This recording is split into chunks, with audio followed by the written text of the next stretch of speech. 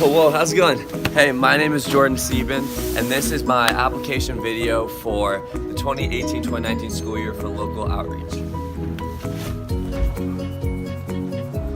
So now that we're back in my room, I want to share just a little bit about myself before we get rolling.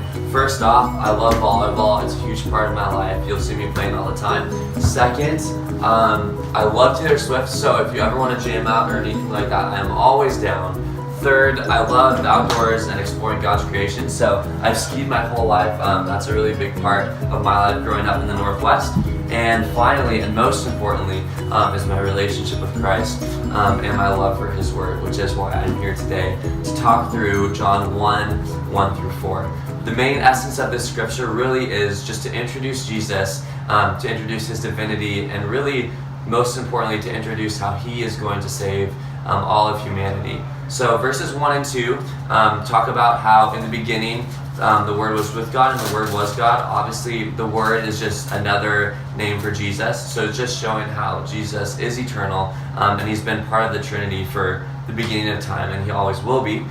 Verse 3 talks through how all things were made through Him, and without Him nothing was made. And again, it's just saying that without Jesus, nothing can be made. He is just as important as God the Father, just as important as the Holy Spirit, which is huge and a really important distinction.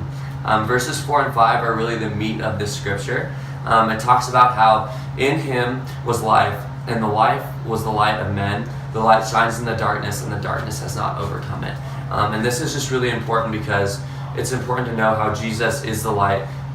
Nothing, no sin, no human, nothing can overcome Jesus. And what stuck out to me the most in that last verse is when it says that the darkness has not overcome it, which is super important because it doesn't say the darkness had not overcome it, the darkness will not overcome it. It says the darkness has not overcome it, which is a present verb, meaning that no matter where you are, the darkness will never overcome the light with Jesus.